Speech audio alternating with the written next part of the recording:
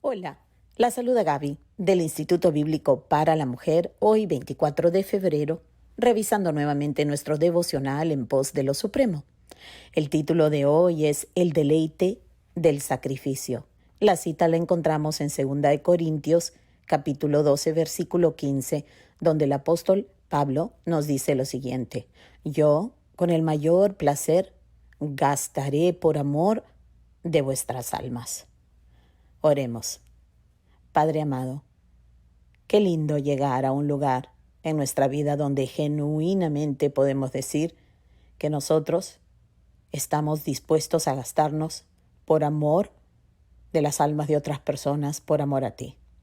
Señor, hasta que lleguemos al deleite del sacrificio, mi Dios, hay tanto en nosotros que debe morir. Solo tú nos puedes ayudar a crucificarnos. Oh Señor, ten misericordia de nosotros, te lo ruego, en el nombre de Jesucristo nuestro Señor. Amén y amén. Bueno, inicia así el devocional de hoy, siempre tan rico en contenido, con tanta sabiduría y tanta consejería que nos hace falta para el diario vivir. Siempre las animo a que lo lean primero ustedes solitas, que busquen del Señor el Espíritu Santo, que les revele en cuanto a sus propias vidas, y luego, si por encima, oyendo el devocional, algo les colabora, pues entonces bendito sea Dios. Para eso Dios da dones a la iglesia, al cuerpo universal, a todos los creyentes que estamos ligados a Cristo, quien es la cabeza. Entonces todos estos dones, si Él nos los da, como le dio aquí al hermano Oswald Chambers y como seguro te ha dado a ti también, son para la inversión en el reino completo. Son para el cuerpo, para la edificación de los creyentes, para que seamos un testimonio vivo, maravilloso, para que veamos el sacrificio como un deleite. Porque esto le agrada a nuestro Señor y porque esto será de gran testimonio el día que Cristo Jesús sea revelado en este mundo. Somos parte de un plan maravilloso que Dios echó a andar desde antes de la fundación del mundo, un plan llamado redención, que apuntaba y revelaba al Redentor.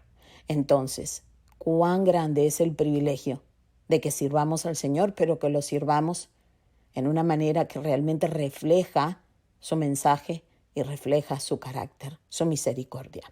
Nos ayude Dios. Y dice así entonces: cuando el amor de Dios ha sido derramado en nuestros corazones por medio del Espíritu Santo, comenzamos de manera deliberada a identificarnos con los intereses y los propósitos que Jesucristo posee, no solamente en nuestras vidas, porque a veces nos podemos estancar ahí, pero más aún los intereses, el propósito, su deseo en la vida de los demás.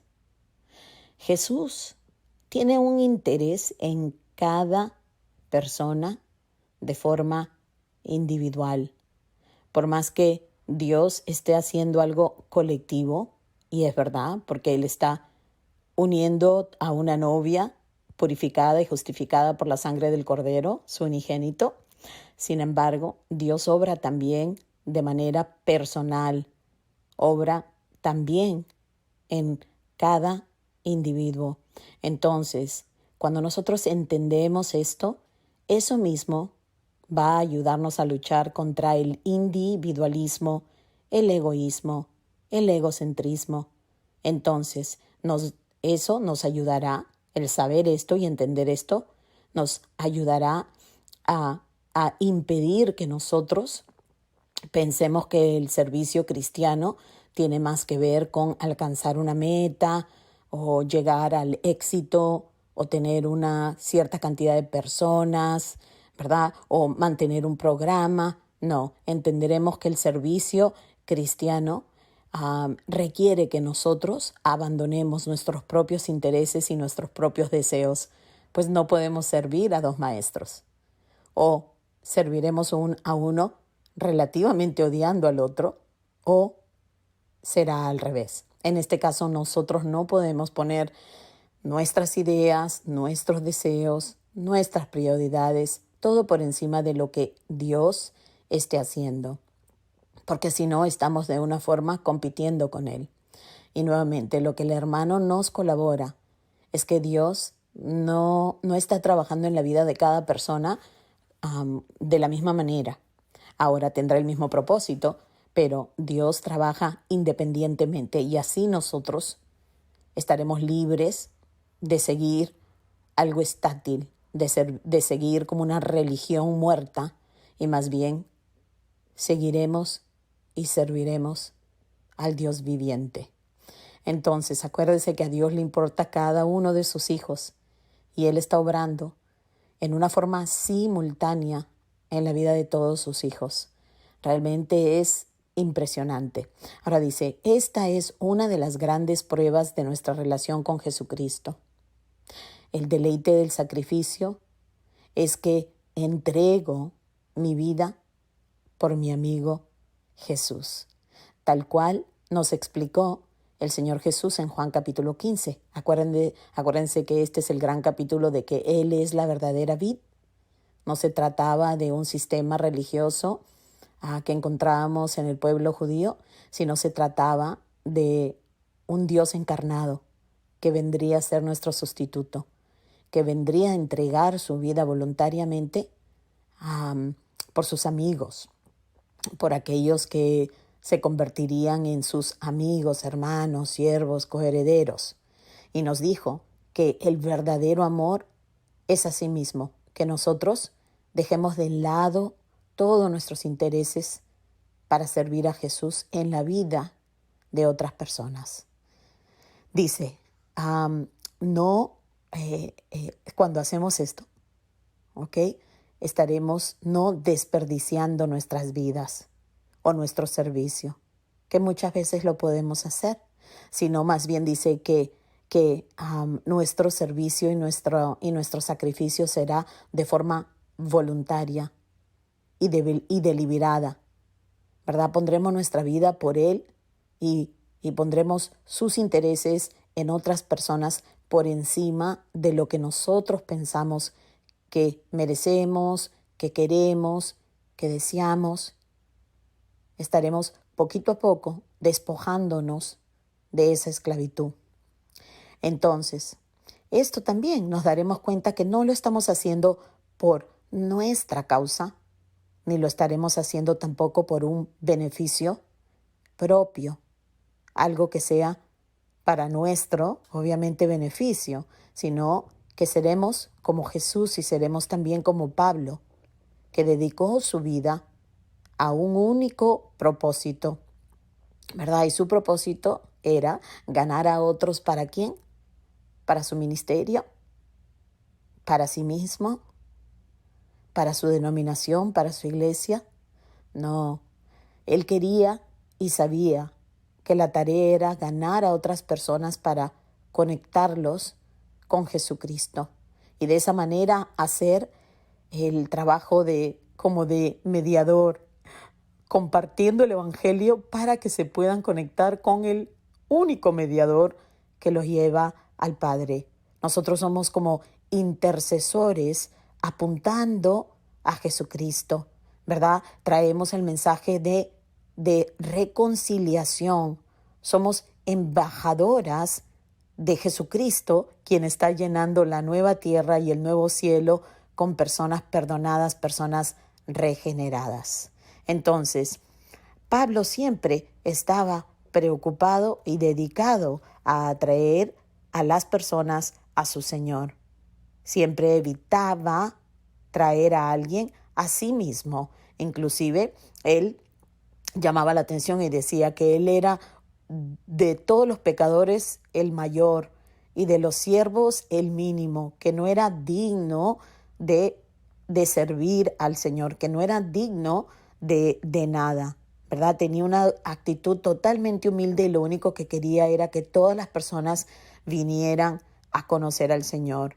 Y en 1 Corintios 9:22 nos deja la siguiente cita, dice, a todos me he hecho todo para que de todos modos salve a algunos. Pablo estaba dispuesto de poner todo lo que para él era un derecho, como por ejemplo por ejemplo, casarse o, por ejemplo, cobrar cobrar un sueldo por su trabajo.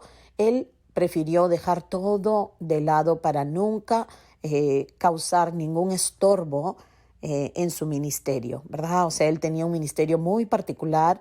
No fueron muchos los que escribieron 13 documentos, 13 cartas en el Nuevo Testamento, ¿verdad? Solamente 27, o sea que él escribió casi la mitad de todos los documentos. Evidentemente él tenía un ministerio particular, algo totalmente especial, y Pablo no quería entorpecer su ministerio. Entonces dice, cuando alguien piensa que para desarrollar una vida santa ha de estar a solas con Dios, lo que en realidad estamos haciendo es dejar de ser útil en realidad para otros. Fíjense, y recordemos que a Jesús se identifica con su iglesia como en una forma muy personal. Y esto viene desde Génesis capítulo 12, cuando el Padre le promete a Abraham que todos los que estén en contra de él están relativamente en contra, o sea, en contra de Abraham, en contra del Señor. Él se toma a los suyos de forma muy personal, como tú te tomas todo lo que le sucede a tus hijos. Te lo tomas en forma muy personal. Bueno, de la misma manera. Entonces, vemos acá que cuando nosotros nos separamos del mundo para pasar tiempo con el Señor Jesús, lo que estamos haciendo es retirándonos de ser luz en la vida de esos otros por los cuales el Señor vino y murió. Entonces dice, es como si se pusiera sobre un pedestal, esto es lo que hacemos de nosotros mismos, y nos aisláramos del resto de la sociedad. Pues, ¿cómo eso va a ser de utilidad para el Señor en la vida de otras personas? Ponte a pensar. Entonces dice, Pablo era una persona santa, una persona separada, una persona con una mente impresionante porque había sido entrenado por Jesús mismo, pero dejaba que Jesucristo emplease su vida en cualquier manera. Él no le ponía los peros que muchas de nosotras le ponemos al Señor. Entonces, muchos de nosotros estamos tan interesados solo en nuestros objetivos, por más que parezca súper santo, porque nos estamos dedicando a ser las mujeres más santas, las esposas, las mejores esposas del mundo, y realmente parece mentira, pero estamos dedicadas a nuestros intereses y no las cosas del Señor. El Señor debe estar, nuestra vida, debe estar disponible en las manos del Señor para que Él nos emplee de la manera que le parezca. Dice, pero si nos damos totalmente a Él, que ese es el paso que debemos tomar, nos olvidaremos de los proyectos propios. Pablo afirmó que sabía cómo ser una estera, es decir, que la gente le pasara por encima, pero que sabía cómo hacerlo sin resentirse por ello. ¿Se acuerdan cuando él dijo en Filipenses que él había aprendido a vivir en toda condición y que todo lo podía en Cristo Jesús? ¿Por qué? Porque el enfoque era Cristo, el enfoque no era Pablo.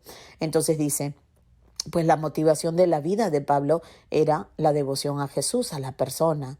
Tendemos a dedicarnos no a Jesucristo, sino a aquello que nos ofrece mayor libertad espiritual que la que nos permitiría una total redención a Él.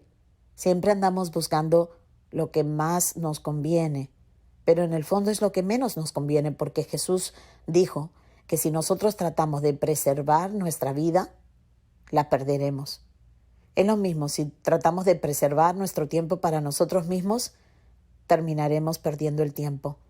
Si tratamos de preservar el dinero para nosotros mismos, lo terminaremos perdiendo a la final.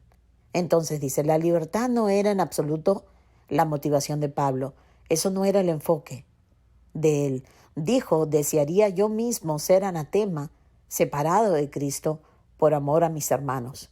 O sea, Pablo estaba dispuesto a perderlo todo, aunque Pablo sabía que no lo podía perder porque su salvación no había sido iniciada por él mismo, pues Jesús lo había visitado en camino a Damasco, y esto todo por gracia mediante la fe.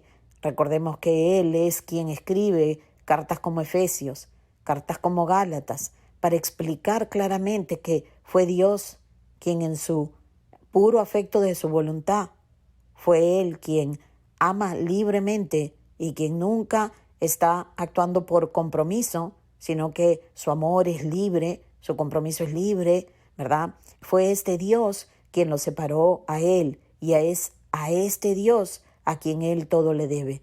Pero le duele en el alma que las personas se pierdan, especialmente personas quienes habían sido según la carne el linaje de Jesucristo.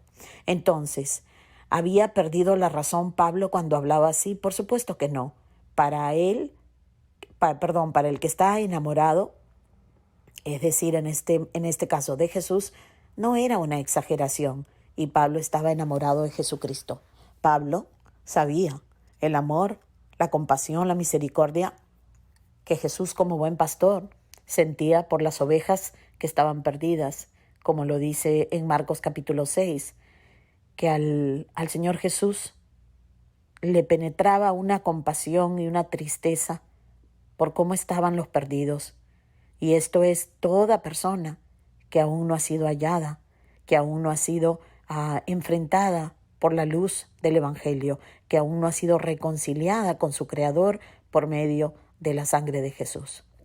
Así estaba yo, así estabas tú, y así probablemente está cualquier persona que nos está oyendo. Por eso aprovecho este momento para rogarte que consideres que no tienes por qué caminar en la oscuridad, no tienes por qué caminar ausente de paz y no entendiendo con temor a la muerte y no sabiendo a dónde te irás después de la muerte, si resucitarás para vida eterna o para condenación. Yo te ruego en este momento que te reconcilies con el Creador por medio del sacrificio perfecto y vicario que Jesucristo, su Hijo, vino a ofrecer en tu lugar. Él venció la muerte a través de su resurrección física y no hay razón por la cual deberías tú perderte de este gran amor que Dios nos ofrece en su único Hijo, Jesucristo nuestro Señor. Entonces, bueno, gracias por haber pasado este tiempo lindo conmigo. Espero que el devocional de mañana también nos sea tan útil como el de hoy. El título es Miseria del Servicio. Ciertamente habrá algo bueno ahí para nosotros. Bueno, hasta entonces, hasta mañana al menos, que Dios te bendiga.